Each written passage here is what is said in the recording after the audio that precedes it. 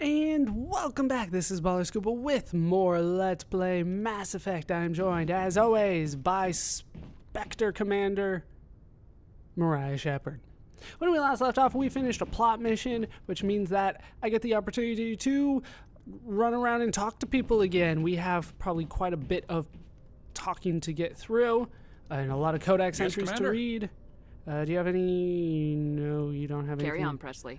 Yes, ma'am. Anything new to say? You are no longer going to be my test for whenever I think people might have something new to say. We're going to continue on and try to find more codex entries, apparently, because they're just all over the place around here. Anything new here? Oh, Gunnery Station. More codex. Lots of codex entries happening today. We're going to be doing a lot of talking.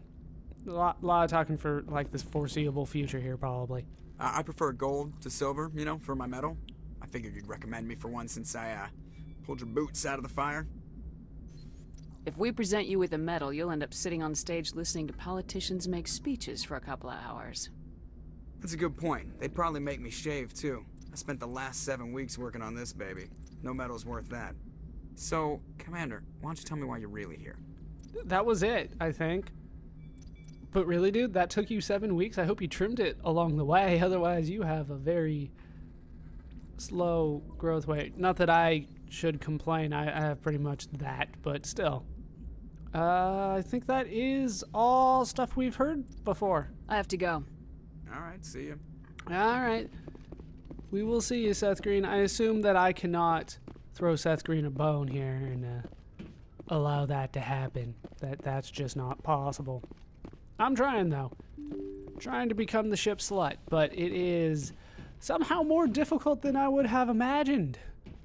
Pretty sure if I just took off my top and walked around, I'd get a couple prospects, but apparently that is against regulation.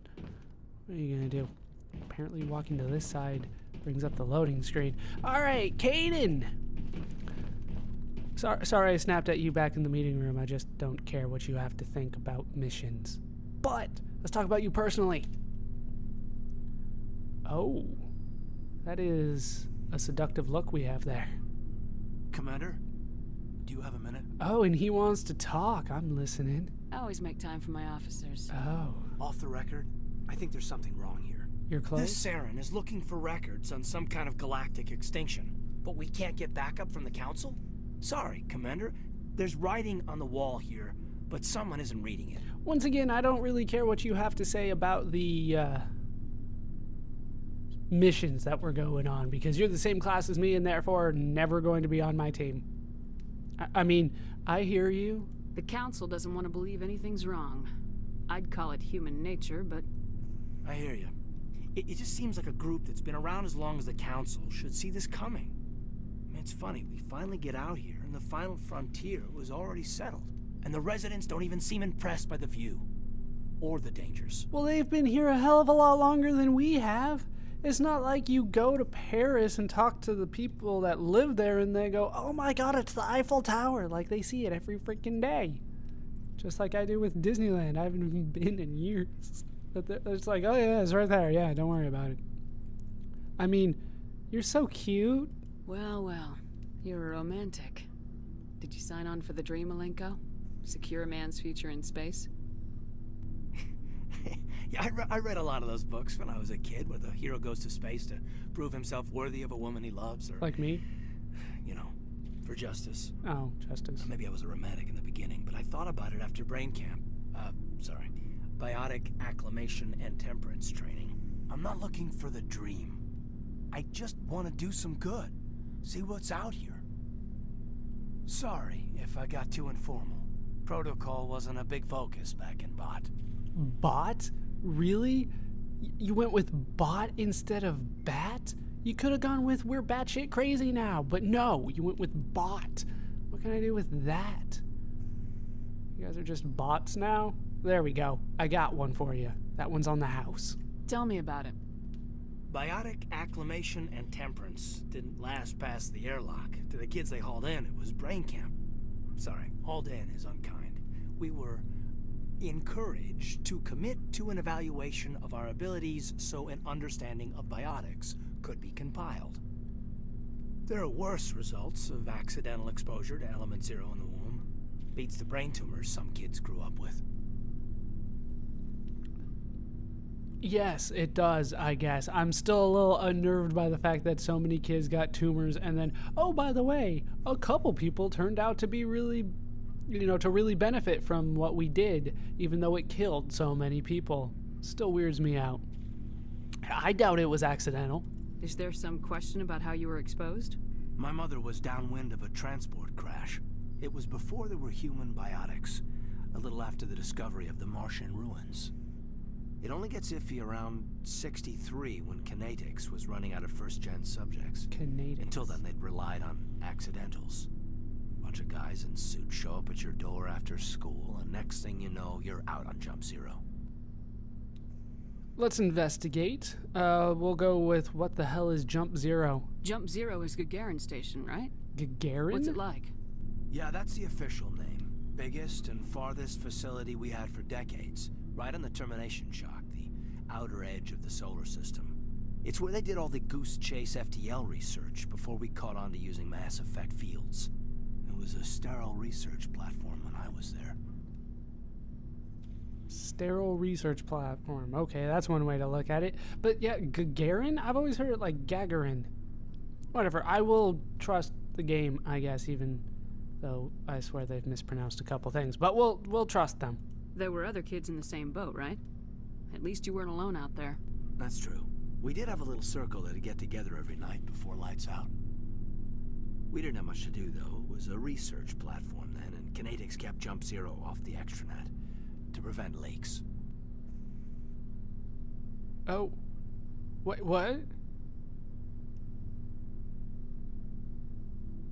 No, well, the game told me, right? I have to qualify it with that. The game told me that the higher options were always the Paragon ones. These were the Renegade ones. I'm gonna assume that the higher options, for the most part, make the person that I'm talking to happy. That's what I've been doing this whole time. That's what I'm going to assume I need to do for the most part, but I kind of want to pick this one. That will be nice. And you must have had plenty of time to get to know each other. That says the same thing. We'd sit around and bull every night after dinner, play cards or network games. There was this girl named Rana who had a little circle grow up around her. She was from Turkey. Her family was very rich. But she was smart and charming as hell.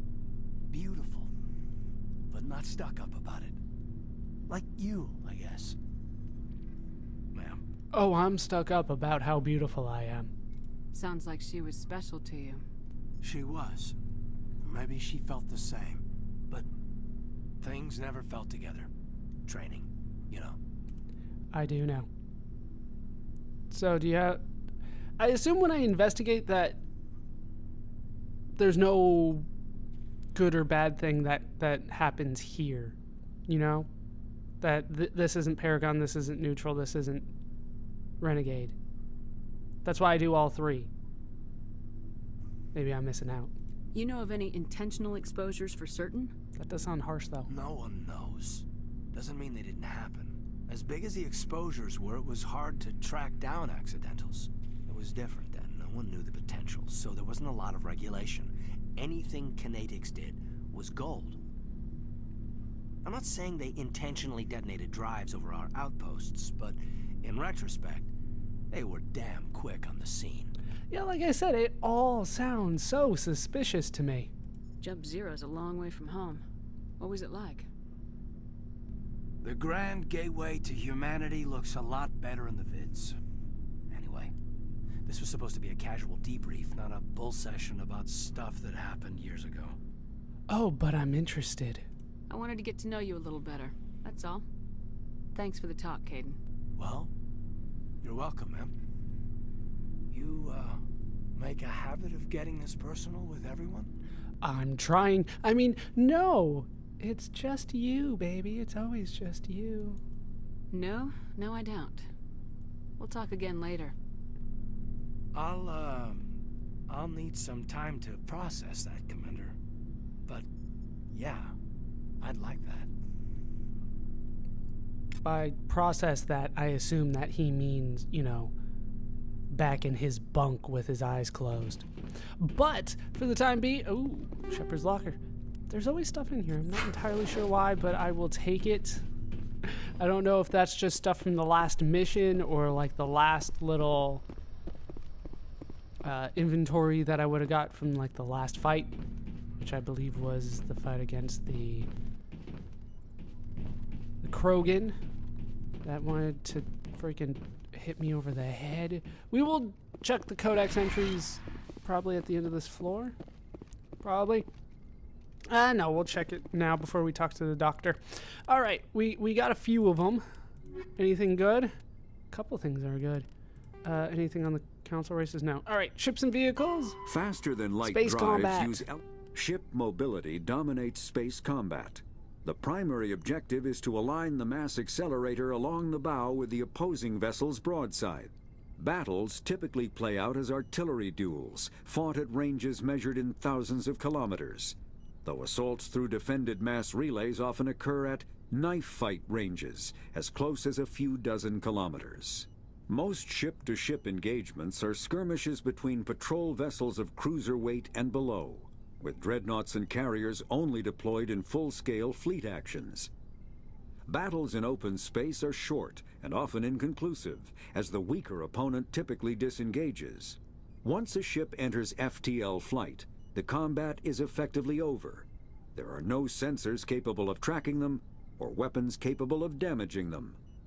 The only way to guarantee an enemy will stand and fight is to attack a location they have a vested interest in, such as a settled world or a strategically important mass relay.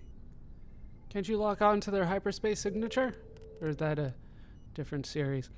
Kind of weird that battles usually don't end, like they're inconclusive. Somebody retreats. You would assume that there would be some kind of technology to kind of take them out in one shot, but I guess that's just the dreadnoughts, and those aren't common. All right, we have Gagarin Station. Gagarin Station is the largest deep space station built by humanity, a Bernal sphere design with a 500-meter diameter habitable area. It was constructed beyond Pluto, nearly 80 astronomical units, 12 billion kilometers from Sol, the sun. Moving crew and material to this location bankrupted most of the backers. Gagarin was placed at the inner edge of the heliopause, the point at which the solar wind can no longer push back the interstellar medium. I don't know what that means. It was built to test a number of faster-than-light drive principles that theoretically could only occur in interstellar space. The station was nicknamed Jump Zero, as it was intended to be a jumping-off point for humanity's expansion into the galaxy. Shortly after the station was completed, the Prothean ruins were discovered on Mars, rendering the entire effort moot. After struggling to make a profit for a decade, Gagarin was sold to the Systems Alliance in 2159 for a fraction of its construction costs. The Alliance refurbished it as a research and training center for the recently discovered biotic phenomenon. In 2169, the Biotic Acclimation and Training Program was shut down, and Gagarin became a general research facility. Its remote location and intentional isolation from the extranet makes it popular for dangerous research, particularly in the field of artificial intelligence. Humanity's first stable AI, the Alliance-sponsored ELIZA, achieved sapience at Gagarin in 2172. Today, Gagarin Station has a permanent population of approximately 9,000. A plan has been proposed to move it to the gravitationally stable Berry Center between Pluto and the Charon Relay, allowing it to serve as a gateway facility between the Sol and Arcturus systems. The high cost of safely moving its mass has delayed this indefinitely. Costs too much money, apparently, which is still a thing. Space combat, combat endurance. Heat limits the length and intensity of ship-to-ship combat. Starships generate enormous heat when they fire high-energy weapons, perform maneuvering burns, and run onboard combat electronics. In combat, warships produce heat more quickly than they can disperse it. As heat builds within a vessel, the crewed spaces become increasingly uncomfortable. Before the heat reaches lethal levels, a ship must win or retreat by entering faster than light. After an FTL run, the ship halts, shuts down non-essential systems, and activates the heat radiation gear. Combat endurance varies by ship design and by the battle's location.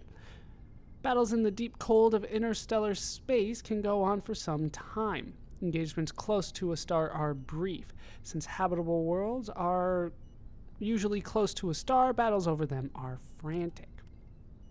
Talk about heat management. Dispersal of heat generated by onboard systems is a critical issue for a ship. If it cannot deal with heat, the crew may be cooked within the hull. Radiation is the only way to shed heat in a vacuum. Civilian vessels utilize large, fragile radiator panels that are impossible to armor. Warships use diffuse radiator arrays, DRA, ceramic strips along the exterior of the armored hull. These make the ship appear striped to thermographic sensors. Since the arrangement of the strips depends on the internal configuration of the ship, the patterns for each vessel are unique and striking. On older ships, the DRA strips could become red or white hot, dubbed tiger stripes or war paint by humans. The glowing DRA had a psychological impact on pirates and irregular forces. Strip radiators are not as efficient as panels, but if damaged by enemy fire, the ship only loses a small portion of its total radiation capacity. In most cases, a vessel's DRA alone allows it to cruise with no difficulties. Operations deep within a solar system can cause problems. A ship engaged in combat can produce titanic amounts of heat from maneuvering burns and weapons fire. When fighting in a high heat environment, warships employ high-efficiency droplet heat sinks. In a droplet system, tanks of liquid sodium or lithium absorb heat within the ship. The liquid is vented from spray nozzles near the bow as a thin sheet of millions of micrometer scale droplets. The droplets are caught at the stern and recycled into the system. A droplet system can sink 10 to 100 times as much heat as DRA strips. Droplet sheets resemble a surface ship's wake through the water. The wake peels out in sharp turns, spraying a fan of droplets as the ship changes vectors and leaves the coolant behind. Right? Because it goes along the side of the ship. If you turn, then you can't reabsorb it.